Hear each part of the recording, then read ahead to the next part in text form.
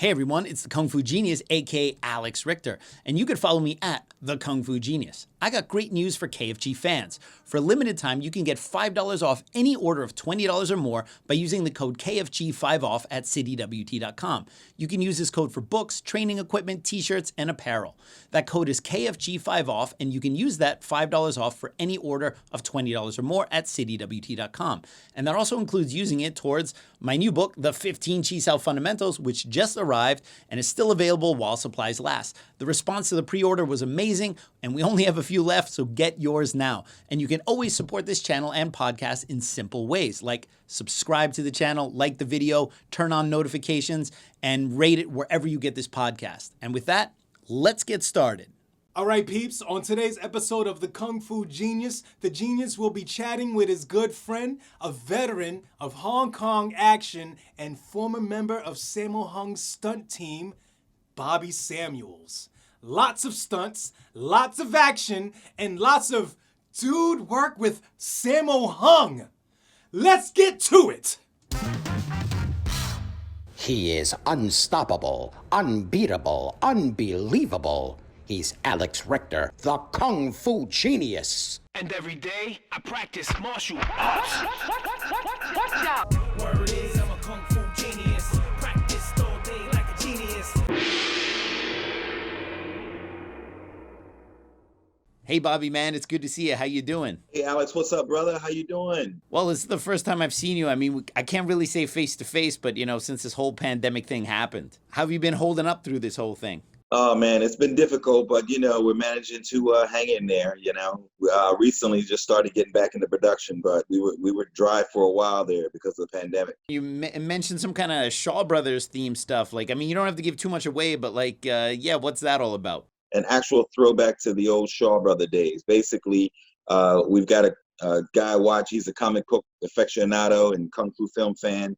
He's actually watching TV one night and Fists and Guts, and he puts the VR goggles on, falls asleep, and he reimagines Fists and Guts according to his ethnicity. We'll just say that. Oh, that's awesome. It's a complete throwback to Shaw. You'll enjoy it. For my longtime listeners, they've definitely heard our interview before, but there's probably a bunch of people here on the Kung Fu Genius channel who don't know you or maybe haven't heard too much about you. I want people to know just how crazy you are. So basically, at one point in your life, you bought a one-way ticket to go to Hong Kong. And why don't you let people know the story about how you went there and how you made such a crazy decision in your life? Yeah, I've always wanted to do Kung Fu movies and actually work with the people from Shaw Brothers and Golden Harvest. And I knew that I couldn't afford to fly, so I said, you know what, I'll get a job with the airlines. And I got a job with US Airway.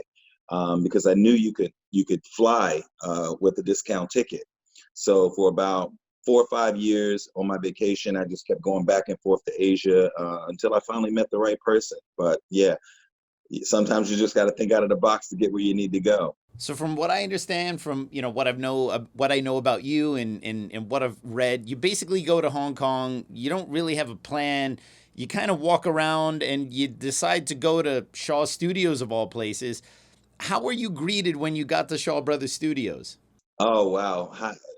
They were like, wow, who's this black guy at the front gate, And I'm like, please, I just want to make movies, and can I come in? Can I audition anything? But the studios were kind of closed. They were labeled mostly for TVB at that time and small productions. So I left with my tail wagging, Then I went to Golden Harvest as well. It wasn't until I met Ling. Most of you may remember him from Kung Fu Hustle. He in turn, took me under his wing, and he became my manager in Hong Kong to help me get movie roles for about 3 years. So he actually got me through the gate one time. So that was pretty cool. I got a chance to tour the studios and Golden Harvest, and it was a good feeling. But it wasn't until I started working for Sammo that I actually got an opportunity to work at Shaw Brothers and Golden Harvest. So it's awesome. So the Golden Harvest Studios, that's the old Hammer Hill Road location, I presume. That's kind of where they've always been, right? That's correct. Yep. Jackie had his offices there on the side, Golden Way. Mitsubishi was a big sponsor of Jackie at that time. So all those prototype cars that he had, the one that drives underwater, that was on the Golden Harvest lot. So yeah, it was pretty cool, man. And that particular time, the first time I met Jackie was with Chee Ling, and that was on the set of Armor of God 2. So Jackie took a liking to me there, and he took Chee Ling and myself to dinner, and we just hung out with him all day while he was actually filming some clips for Armor of God on the Golden Harvest lot. So yeah, it was pretty cool to see the master at work. So in the lore of Golden Harvest, Jackie Chan took over Bruce's old office at the studios. Now, there's a rumor that other actors didn't want to take Bruce Lee's old office because it was supposedly haunted, but Jackie, didn't care, wasn't superstitious. Was he still in that little office at that time? He was still in there. He was still in there. Actually, he kept that office, but he also opened up the Golden Way film group, which was off to another part of Golden Harvest, like a separate lot. But you can go back and forth. I mean, it was incredible. Every day I'd see Wu Ma, God rest his soul. Wow. He was there. Shek Tien, Zhanman Wai Xin Raymond Chow. He kept coming back and forth. My buddy Jeff Falcon, he was under contract at that time, so he was a stable at Golden Harvest too at that time. So my two buddies who worked in Hong Kong films are obviously you and Vincent Lin. And, you guys were making movies around the same time in Hong Kong, but apparently your paths never crossed. So you had not met Vincent, or you guys didn't kind of meet during that time. Is that correct? That's correct. Yeah. Vince was very prolific in Hong Kong. He was a model, a film actor, right along the lines of Cynthia Rothrock, very well known. However, I never had an opportunity to meet him nor work with him in Asia. It wasn't until I came back in '97 and I had a chance to do a film called Ultimate Master. Was it Ultimate Master? No, Blazing with Fat Joe.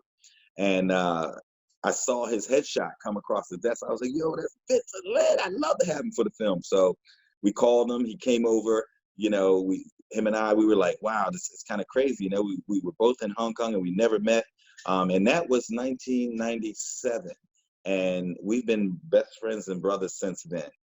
That's really amazing. So you go to Hong Kong and you meet Chee Ling. And Chee Ling obviously is a veteran of Hong Kong films. He was in some really fantastic movies. He was in Snake in the Eagle's Shadow. He was also in those old seasonal instructional videos where the Tiger and Crane. When Yun Hua was in the front where they did the intro and everything. Yeah. And also, what's that? Bruce Lee, the Man in the Myth, I think it was. Yeah, and of course, nowadays, everyone knows him from Kung Fu Hustle, and he was just absolutely fantastic in that. Exactly. And I brought him here to the United States for Made in Chinatown. Okay, so you have Chu Sifu essentially acting as your manager. You eventually get introduced to people like Sammo Hung and other actors and other kind of heavies in the Hong Kong industry. What was your first foray, or how did you first get into or introduced to your first film or doing your first film? Well, I kept hitting a couple roadblocks, and that was kind of, demoralizing. Actually, I went out for King of the Kickboxers up against Billy Blanks. We both did that, and Billy Blanks got the role, so that was a downer. So then I did a film called Manhattan Midnight with Shek Tien, and they ended up cutting my footage from there. And then I did She Shoots Straight with Yin Biao and Go Lai Hong. But the only clip that they left of me in the film is on a computer screen when Go Lai Hong goes to look for the bad guy. My image comes up. So the whole scene that I shot was just cut. So I was starting to get demoralized, but slowly but surely, once I met Sammo, everything changed. And that happened one night when I was at the Nico Hotel, and I went to the bathroom. And in the bathroom, Paul Chang was in there.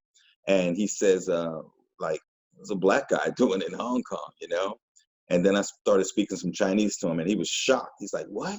And I said, yeah, well, I'm trying to get in the movies and everything. At the time, Chee Ling was still continually trying to help me, but he really wasn't getting me the type of roles that I needed or anything like that. So Paul said, later that night, meet me at such and such hotel, and I'll introduce you to some people. Well, that night I met him at the Japanese hotel, and he walks in with Sammo and Chen Kun Tai and David Chang Taowei. And I'm like, just floored right there, just seeing the three of them.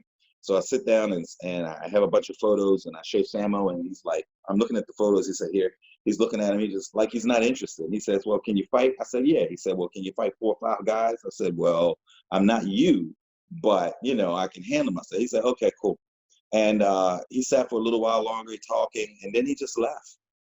So I didn't know if I made a good impression on him or not, but Chenkwintai and the rest of us, we all sat and then we went to go eat dinner. About an hour into the dinner, the phone rings. And Paul answers it, and it's Sammo.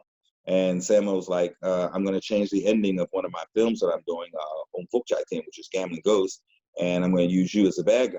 And I was like, whoa, finally, the opportunity that I've been waiting for, you know? So with that, also, it's ironic that, you know, the film that really had the most indelible impression on me was Five Fingers of Death with Lo Le. And the first film that I did, Gambling Ghost, was with Lo Le. And James Tien from Fists of Fury, Mang Hoi, the little boy from Enter the Dragon with Bruce Slaps. It was just, you know, it was incredible, you know. And I got to meet my other Kung Fu Sihing brother, Colin Cho, Ison. So suddenly you go from not even sure you're going to get into anything, and then you're in the deepest of waters in terms of Hong Kong action cinema. I even went out for, I was casted for for The Quest with Van Damme. Had my contract, everything was ready to go. But then they casted Winston Ellis, you know. I was like, wow, I lost to Billy Blanks, now I'm losing to Winston Ellis, you know. I guess because I'm not a big guy or whatever, I don't know. But you know, both of those brothers, they're such tremendous men, you know, and they have good spirits. And I wasn't upset at all, you know. The better man got the job because Winston is a brilliant actor and he's one of my best friends. You are now going to shoot this final fight scene in Gambling Ghost with Sammo Hung. This is, I think, around 1991. You have Sammo, in my opinion, at that time, at the peak of his prowess as a choreographer and also still physically capable of doing all these things. Now, you have to have a fight scene with him. Now, what I want to know is, how much preparation went into a fight scene like that? Like, is it something where these things are choreographed for a while? Are you expected to just pick it up very quickly and then go and do it? Obviously, Sammo Hung is known as a taskmaster, and he expects excellence from everyone around him. I'm sure it was quite nerve-wracking. How does a fight scene like that get prepared before you shoot it? So I was, and I'll kid you not, I was very starstruck that evening because everywhere I looked, it was an all-star cast, and everyone that I grew up admiring was there. There was a couple of scenes where I had some problems doing some of the action. Actually, it was a 16-punch combination, and Colin Cho kept trying to help me throughout the night with the combination. And Sammo, he never really got mad. It took me from about, let's say, 12 midnight till 5 a.m. in the morning just to get this sequence of punches down. And I just kept saying, oh, I'm never going to work in Hong Kong again. It's over. You know, it's my first time out the bat, and it's just not going to work. But finally, I got it together. Sammo never got mad. And I'll tell you, just to cut forward real quick, I asked him years later when I lived with him why he never got mad that night. And he said he never got mad because I never quit. I kept trying. So that was a testament to how he was as a person. I did Gambling Ghost and I finished early. I finished a week early. The fight scene took about a week to film complete. So the producers came to me and said, you know, we finished early. Are you willing to kind of forfeit some of the cash type thing? And I said, well, I'll forfeit the money if you let me speak to Sammo. So I go to Sammo and I said, look, the producers owe me X amount of money. I said, I'm willing to give that cash up if you just allow me an opportunity to work with you again in the future. And he said, you're willing to give up the money, $5,000, in order just to work with me again? I said, absolutely, 100%. So he was like, deal. So I gave up the money, and it was probably the best decision that I ever made, because about a year later, I get a call from Sammo, and he's like, I'm coming to New York, and I'm going to buy a home in Old Westbury, New York. So he wanted me to meet him at the airport. From there, it was him, Yun Biao, Go Lai Hong, and a couple other people, and we set him up in Old Westbury, New York. We were horseback. I'll never forget it that day. It was me, Sammo, and Yun Biao. We were all horseback riding.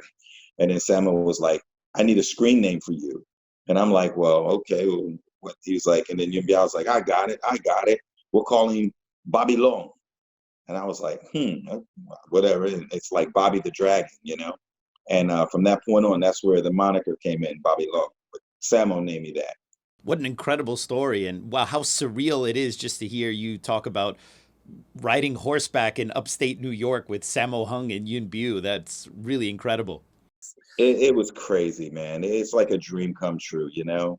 It really was. And then I'll say after the old Westbury, about I go back to work because I was still actually working for US Air. I went back to work for US Air after I left from doing Gambling Ghost because really nothing was happening. At that time, he stayed in Old Westbury for a couple of months and he went back to Hong Kong. After he goes back to Hong Kong, I get a letter from my job about 5 months after that saying, you know, they're going to lay me off.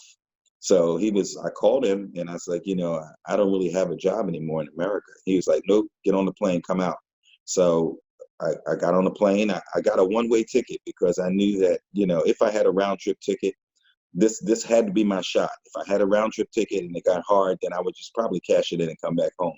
I wanted to put myself in a situation where I had to stay there until I made a living in order to return.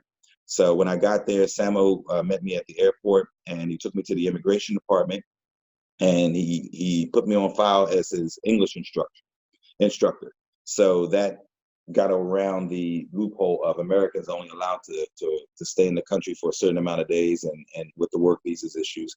Finally, and it's funny because every now and then, I think every 3 or 4 months, I had to go to the immigration department. I would actually just walk in there and the immigration officials would say, oh, we saw you on television last night. Stamp, see you. Tell Sammo we said hi.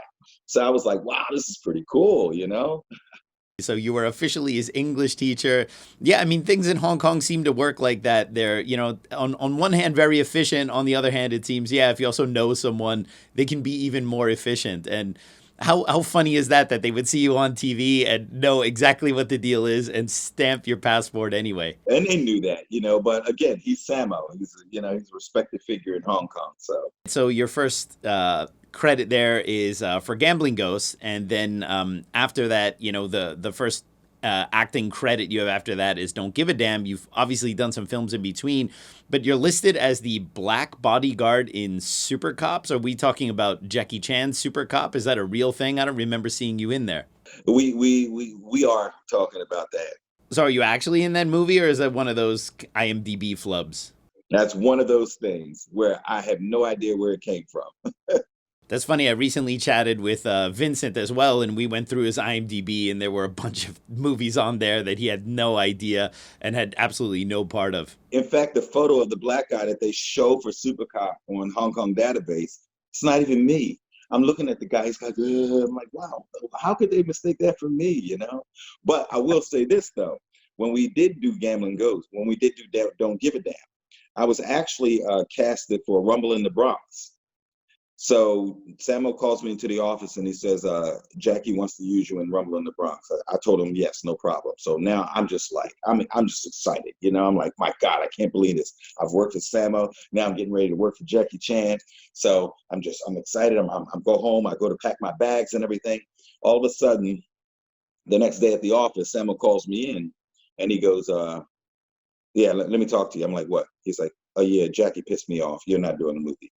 So like, I'm like, okay, you're right. Yeah. But, you know, because I live with Sammo in his home, you know, I got to follow what, you know, that's how it works in Chinese culture. I follow Hung Gaban. In order to work for other film directors, I need permission, you know, because I'm under contract with his company. So, you know, I was like, but then he said, you know, we're going to do our own movie. And it was Mo Min Bae, Don't Give a Damn. And he was that man. So where he actually featured me as the lead in Don't Give a Damn, the lead villain. So the irony of it is that they were both released on the same day in Kowloon City at the theater. So they were kind of battling each other at the box office. One was Rumble in the Bronx and the other was Don't Give a Damn. So it was kind of bittersweet with me going into the actual premiere of my movie, looking at Jackie's movie saying, I could have had that one too, you know, but you know, they're brothers. They go through these things, you know, ups and downs. They've been, you know, dedicated to each other since children. So it's like any other brother relationship. Sometimes there's tension, sometimes there's not. Yeah, I think for people with a traditional Chinese martial arts background, especially those who've learned from Chinese Sifu, kind of understand that whole dynamic between the Hung Gaban, you know, you having to be loyal to them versus also having the opportunity to work elsewhere, whereas maybe people who come from actors from the Western world might have a harder time understanding that whole dynamic. I did luck up on the third try because he said my children's godfather wants to use you and your stunt team in his new feature, and that was a ripoff of Speed. That was the Red Wolf, and that was Yun Woo Ping. So I was like, oh yes, So that was awesome. I got to work with Yun Woo Ping. It paid off in the end. It did. So you once told me a story, while you were house sitting for Sammo, that you came across some VHS tapes there. Would like for you to maybe talk about that a little bit.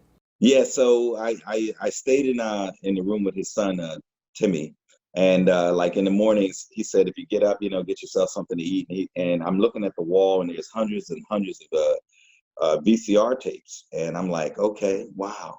So I got up in the morning. I started looking on the shelves, and I could see different things, and I'm just grabbing and putting it in the machine, and I'm looking at all these behind the scenes that he had been documenting from the different films that he did. And finally, I saw one that said Enter the Dragon. So I actually put it in there, and it was tons of footage of Sammo and Bruce behind the scenes. And when he woke up, he came in there, he's like, oh, you found it? I said, yeah. I said, man, this is incredible. I said, this is a gold mine here. He's like, but I'm not out to profit from it, He said, it's my personal memories. He's like, he had a great relationship with Bruce, and he never really wanted to capitalize on profiting off of it. So I'm sure he's transferred that footage to DVD by now because, VCR tapes are a thing of the past. Wow, that's really incredible. When it comes to Bruce Lee fans, we go crazy for every little scrap of new footage we get. I think about a year ago or so, there was that footage released from the TV studio there in California where he's just riding the bike with the suspenders on, and he just talks, for 45 seconds, and people lost their minds over that. Can you imagine the gold mine or how much that would be worth to get that footage out there of Bruce and Sammo on the set of Enter the Dragon? Really incredible. Exactly. So you also told me a story about the first time Bruce Lee and Sammo Hung met, and that story having a lot to do with why Sammo Hung respected Bruce Lee so much, and just you thought maybe, you might want to recount that story for our listeners. Sure. Sammo said that, at the time he was doing films in Korea and Thailand, and he was a pretty big action director, and he knew Bruce Lee was pretty big as well, Golden Harvest is cash cow. So he said, Bruce walked into his office one day while he was at Golden Harvest, and he's like, yeah, how you doing, man? He's like, yeah, I hear you can fight. He said, yeah, I hear you can fight. He was like, okay. He said, well, let's test it out, right? He said, because I actually asked him, I said, was Bruce really that fast? And he told me, he said before he could actually move to strike at Bruce Lee, he said Bruce Lee had hit him 4 times before he could even move. He said by far he was the fastest man he had ever seen. So yeah, it is true. Bruce was definitely beyond his years. Yeah, what an incredible story. And can you imagine if there was footage that existed of that encounter, what that would be worth? That's really incredible. So one of your accomplishments is that you are the only African-American to be inducted into the Hong Kong Stuntman Association. And that wasn't that easy. Apparently, you have to get signed off by a number of Hong Kong action directors. They have to sign your application.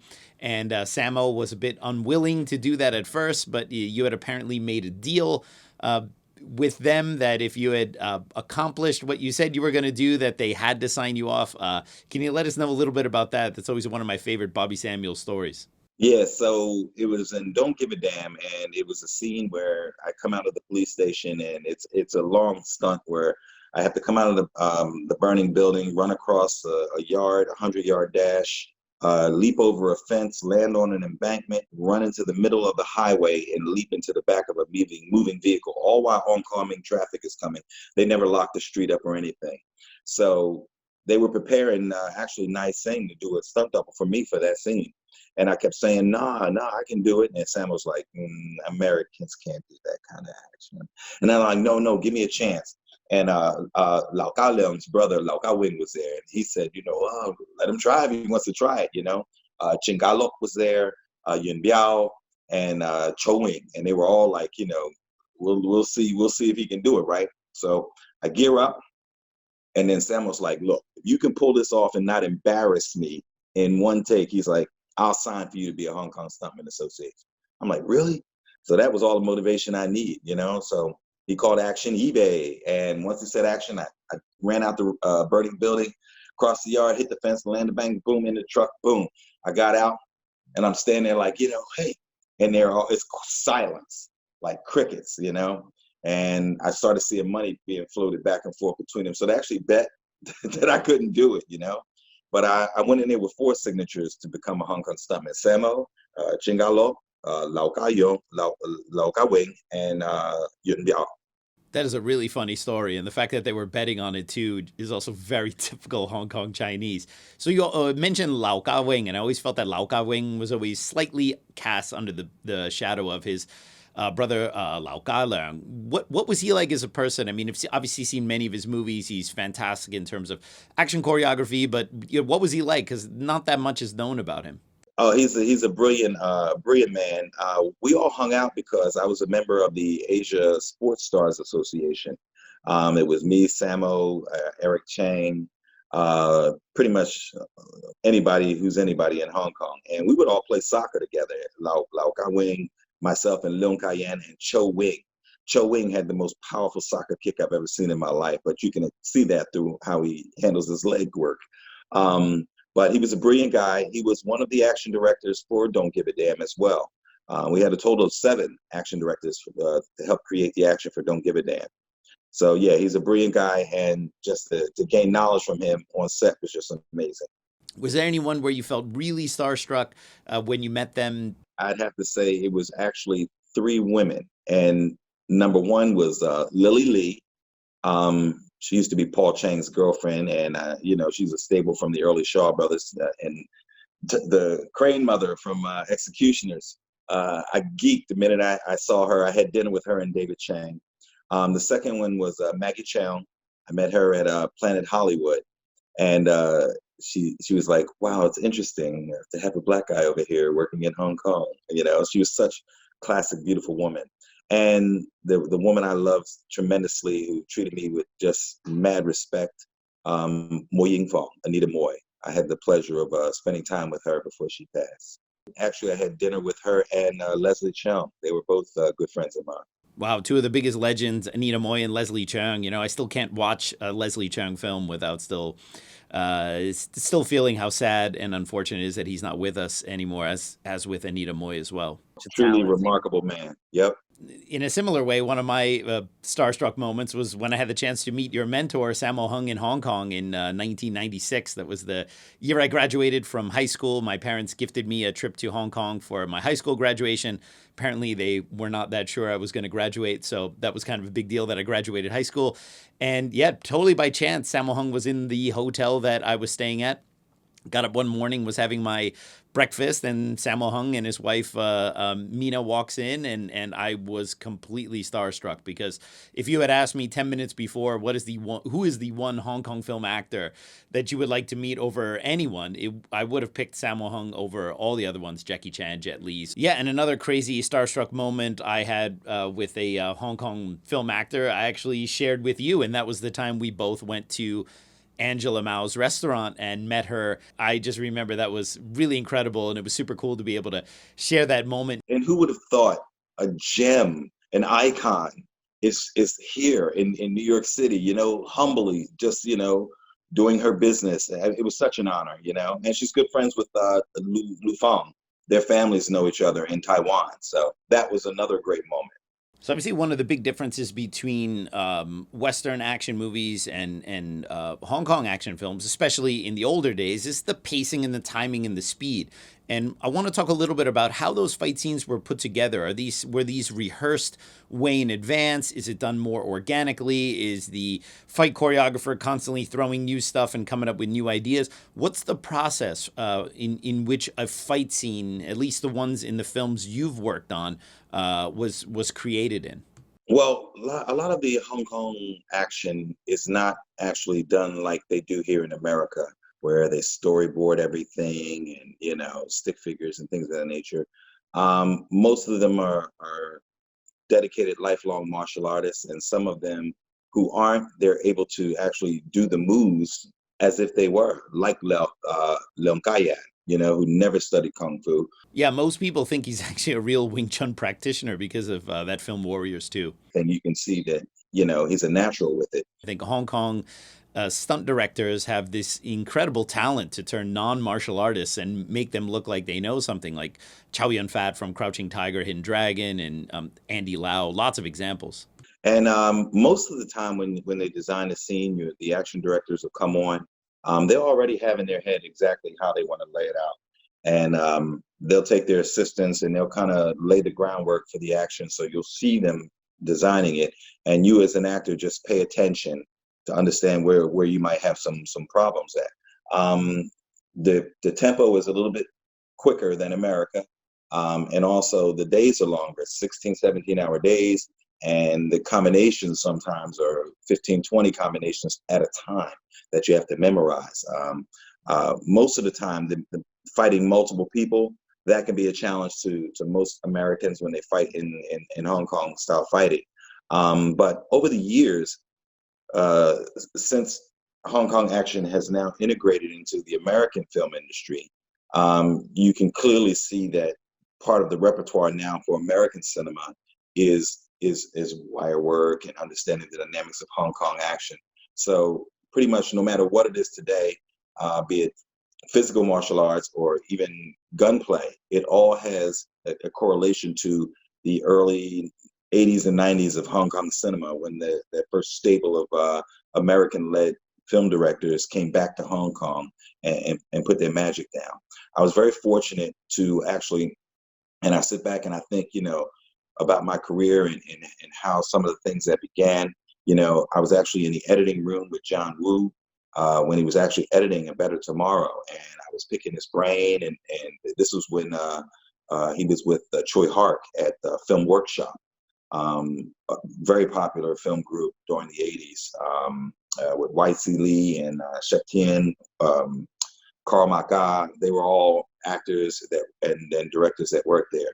But just to have an opportunity to see the master at work, John Woo, that was incredible. That was incredible. And actually picking Choi Hark's brain as well, such a nice guy, and his wife, Nathan Chee.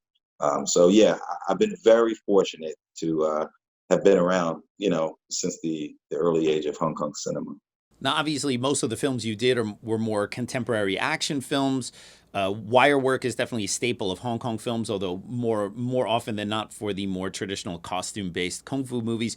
Did you do any wire work, even like the subtle wire work where they kind of, pull someone's leg when they get hit? Did you do any of that? So Gambling Ghosts, no wire work. Don't Give a Damn, minimal wire work. And that really was when Ison choked me out at the end. They actually had him on a wire to get on the top of the back of my neck and actually spin around like he did. That was relatively uncomfortable to have someone put something around your neck and then just start spinning, until it tightens up. So yeah, it can be difficult sometimes. Yeah, the reason I wanted to bring up the wires is because obviously you probably heard this story too. Our good friend Vincent has some horror stories about wires and pulling him off of wires and only estimating that he's going to go out, 10, 20 feet. But with 4 dudes pulling, he was probably going to go out a little further, and how these things didn't maybe have the best safety protocols. It's an approximation. It's not an exact science, that's for certain. I mean, they've managed to refine it since then, but the early days, oh no. You got hurt. So in those films that you made, especially Gambling Ghost and Don't Give a Damn, I know pretty much from the beginning of Hong Kong cinema, they shot those films without sound because sound recording was a bit of an issue. Plus, many of those films were later dubbed anyway for the Mandarin-speaking audience. Were the films that you shot at that time with Sammo Hung, were those shot with sound or were they still shot without sound? No, they were actually shot without sound. I remember doing Don't Give a Damn and actually having to actually go to the studio and dub all of my voice. And I'm sitting there, I'm looking at the gentleman over there in the sandbox making horse sounds and clapping here. And I'm like, wow, this is incredible. This is really old school, And I'm looking at my image up on screen, and every time my image came in, I hit the button and put my voice in. Yeah, so very rudimentary back in the day. Wow, so you did your own Cantonese dubbing for your voice. Yes, I did. I was fortunate, though, to, have it written out in Chinese, so I was able to actually speak, and understand what was going on. What do they use to actually make those impact hit sounds? I was always curious because those are always a bit over the top. Almost like like two pair of slippers, and they were just like clapping them together, pop, pop, pop, pop, pop, pop, you know, and just a myriad of other things that they would just use. It's incredible. Yeah, at that point in the Hong Kong film industry, those guys were, old veterans and they knew how to make the sounds and they've been doing that for a long time. Tons of cigarette smoke in there. They've been in there for a week and a half. Did you ever get injured in any of those fight scenes you did?